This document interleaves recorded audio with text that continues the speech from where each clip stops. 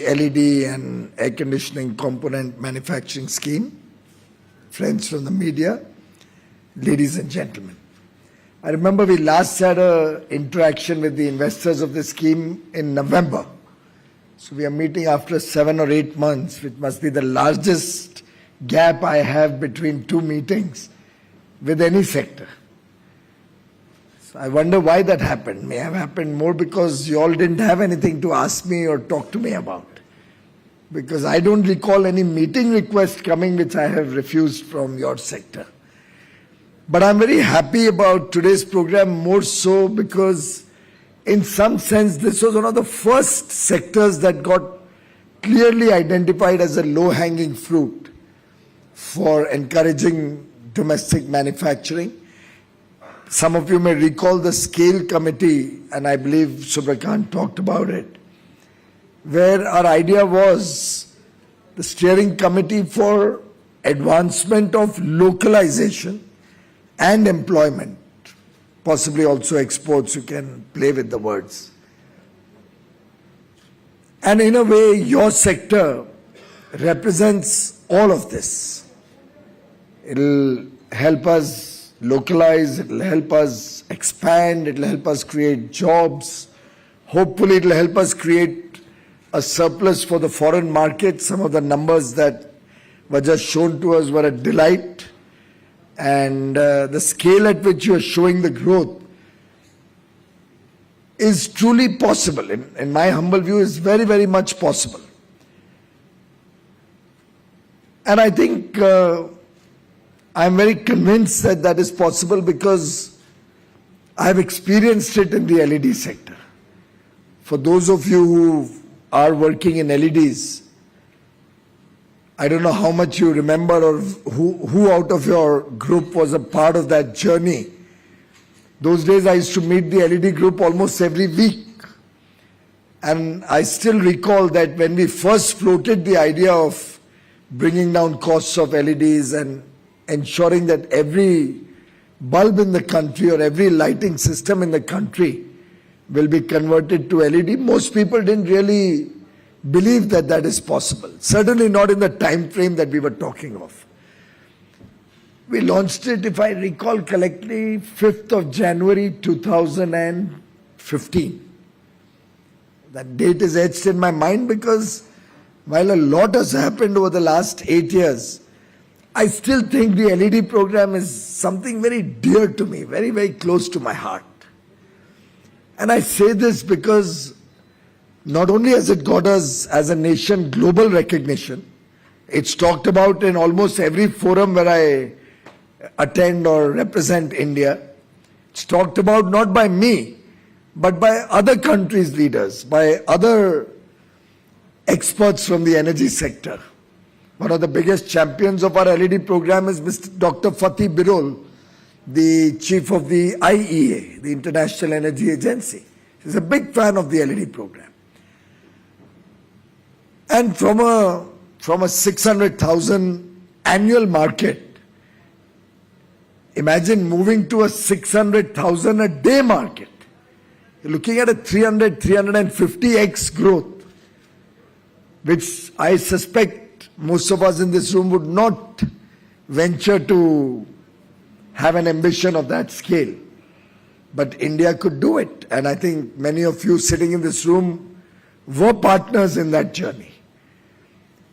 And it gives me particular satisfaction because it's a very holistic program. It saved electricity, therefore brought down our carbon footprint. It was good for our fight against climate change.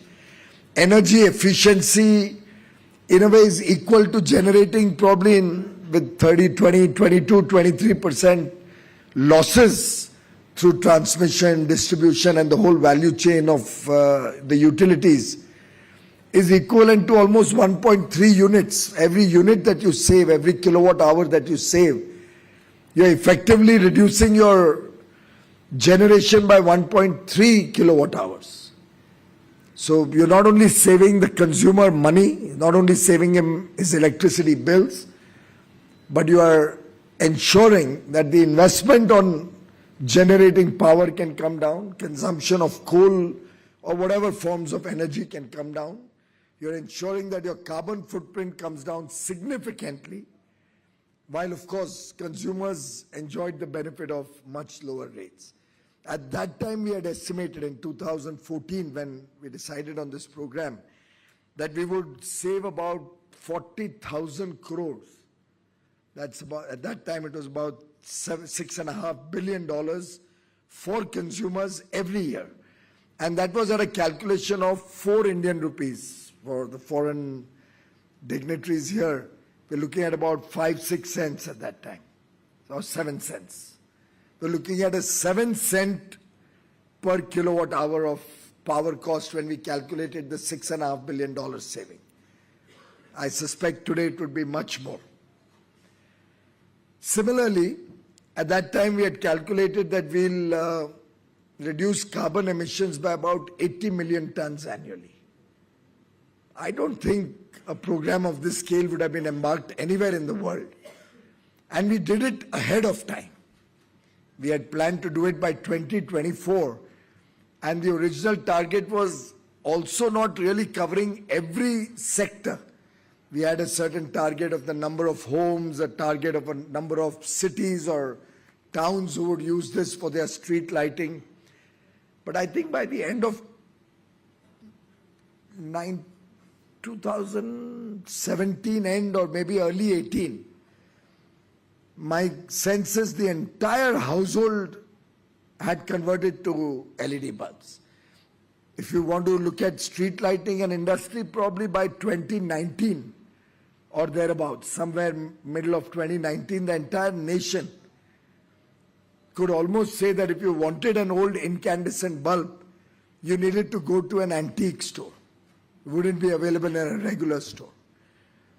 And all of this started, friends, from the first decision on file which I took. And I'm sharing this with you, even though we are on a PLI scheme program today, that this is something which is only being used to encourage you to take the first few steps to compete in the global market, bring scale to your business, and give you that initial push. But the long run, no country in the world has succeeded to become a developed nation, a prosperous nation, on the back of government subsidies or clutches. The LED program, my first decision on file, much to the chagrin of all my colleagues, was to eliminate the subsidy which was being given on the sale of LED bulbs by ESL. Somebody was talking about it earlier on. ESL used to give a 100 rupees subsidy, $1.50, for every LED bulb that was sold. And because their budget was only about 9 crores or $1.4 million, the budget was $1.4 million. So everybody kept waiting for their turn to get a subsidy. And we couldn't go beyond 600,000 bulbs in a year. After removing that subsidy, we were able to encourage more and more people to start expanding their sale of LED bulbs. Of course, initially ESL gave the thrust by placing orders of 20 million bulbs at a time. I remember the lowest price finally which we got in about 8 or 9 months or 12 months after the first contract was from Philips. When we took out a tender, and of course with the Modi government, I think by now all of you are very familiar that it will be a corruption-free, honest, transparent, equal opportunity tender for all. It was a 50 million bulb requirement. And the price we got was 38 Indian rupees, which used to be earlier 310 rupees, at which price the government used to buy. It was an 85% reduction in a span of 9 or 12 months. And I remember soon after we launched the program, we were at Davos in January, third week, I think 23rd of January 2015. And by some coincidence, some unexpected, and really, I didn't decide the seating in the Davos luncheon. There was some luncheon which was attended by industry leaders and ministers where we were discussing the future of energy. By some coincidence, I had the Philips CEO, the lighting division CEO, sitting right next to me. And in my enthusiasm, I was explaining to him my vision to convert the whole nation to a 100% LED country. And the numbers that I was talking to him, this was January 2015, 3 weeks or 2 weeks, no, 2 weeks after launching the program at the hands of the Honorable Prime Minister. I thought he listened to me, but I didn't realize he was listening to me with a lot of trepidation or incredulity. He actually probably didn't believe anything that I said, which I realized much later. In my enthusiasm, I kept telling him about the program. About 3 years later, I get a request from him that he wants to meet me in my Shram Shakti Bhavan office 2.5 years later, around 17, middle of 17 or early 17. And as usual, the office asked him, do you have some work, any issues so that we get prepared? And he said, no, we had met at Davos, so I just want to call on the minister. And when he came in, he said, I've only come to acknowledge to you that that day at Davos, when you told me your vision on LEDs, I completely disbelieved you. I didn't believe a word of what you had said. I thought it, well, some new minister, because I had just become a minister a few months before that, who's super enthusiastic but not really grounded in reality. And he said, I've come to acknowledge that, India did it, much to the disbelief of the developed world.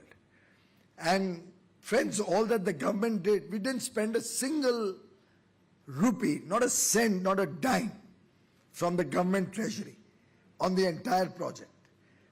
In fact, if at all the 360 million bulbs or so that ESL bought and sold, to bring scale and drive down the prices, they bought over the first 1.5 or 1 year, 9 months, about 360 million bulbs, which they would then distribute through the distribution, discoms and the power sector offices, and we kept expanding that ecosystem also. In that 360 million bulbs that ESL bought and sold also, they made a lovely profit.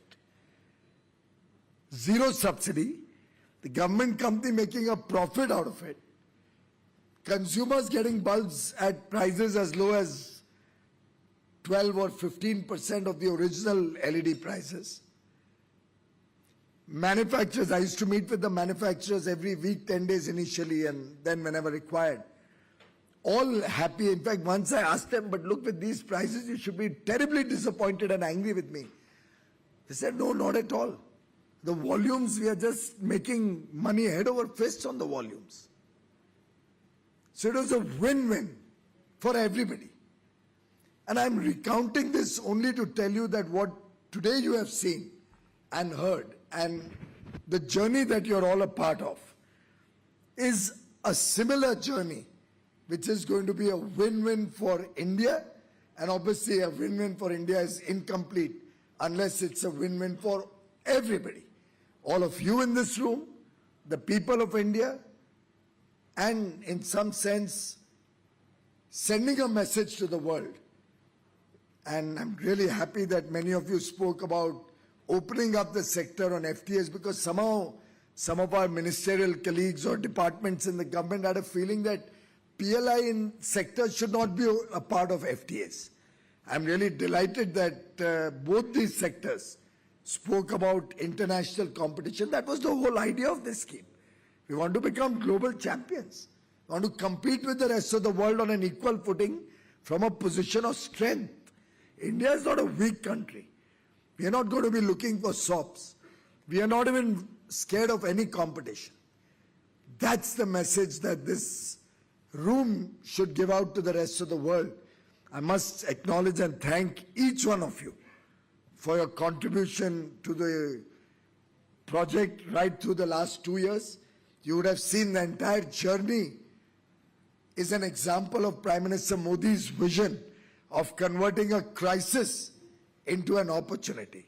It started in April 20, first month of the lockdown.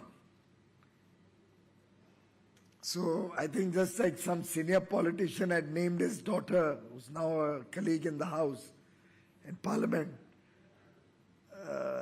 behind, if I say it, it'll give out the thing. You know, something happened in this country. Of course, all our democratic rights and all were taken away in 1975, which many of us will recall. Subrakan looks to be a little young to remember it probably.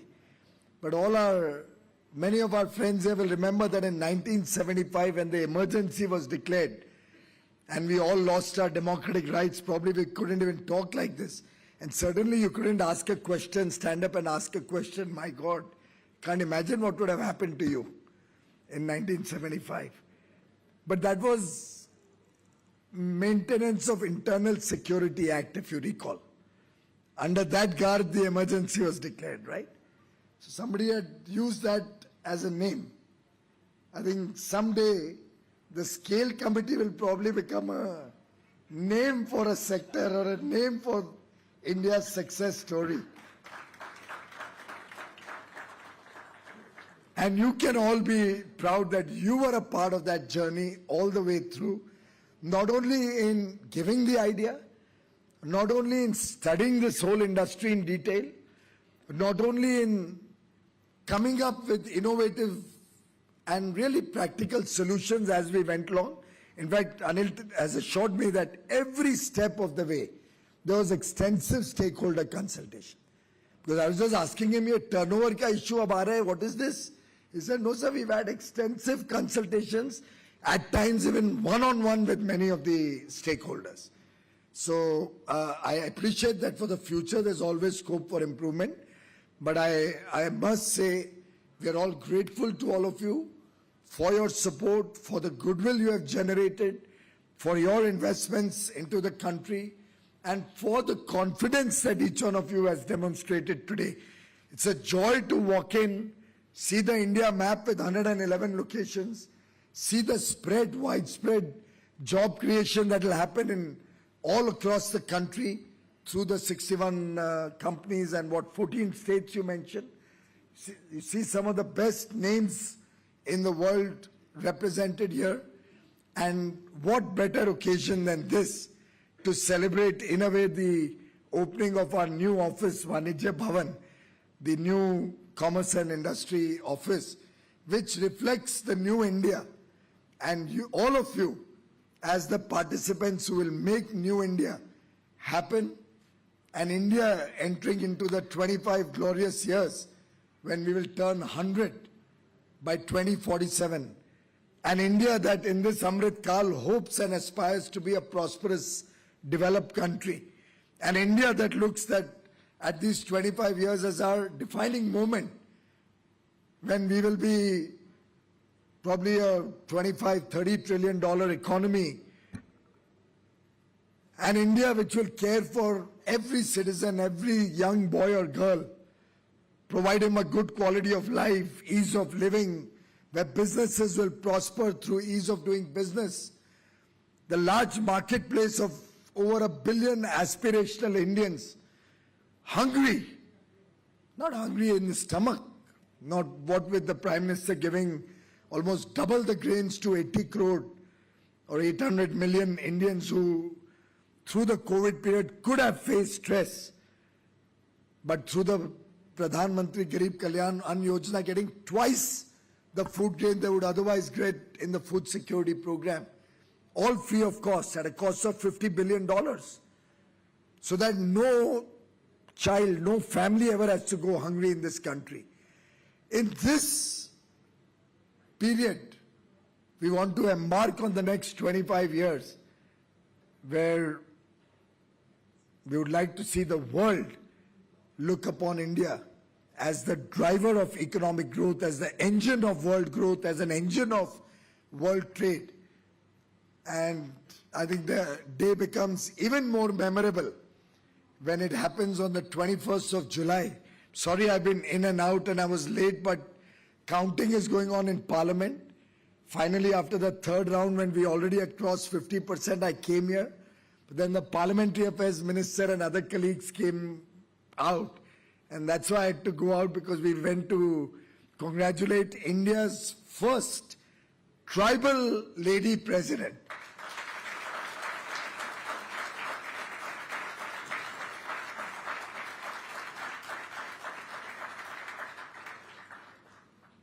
And I don't look at it as a matter of pride or joy only for the tribal communities. It's a matter of great pride and happiness for 135 crore Indians, for 1.35 billion Indians, that this nation finally recognizes the rights, recognizes equal opportunity for our tribal brothers and sisters, also gives them the highest position in our land. She's the commander-in-chief of our armed forces. And I think there can be no better occasion, no better day than today, when the nation celebrates Srimati Draupadi Murmu as our next president, and we all assembled in this room celebrate the success of this PLI scheme, which will help all those marginalized sections of society left behind in this journey of development and prosperity to also get an equal opportunity, get a opportunity to go for it. And each one of you will be a part of this journey as we go forward. My best wishes for the success of your businesses, the current businesses and the future businesses that I hope will continue to grow and prosper, so that instead of aspiring for 25% of the market, Mr. Jaspir, you could next time when we meet again already up that target and look for a much, much more ambitious future for this industry also. Thank you.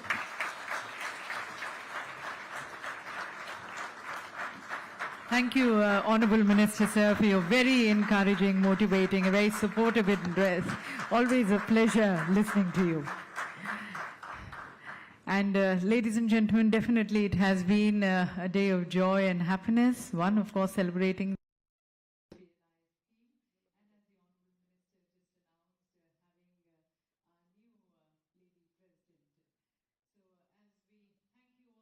for your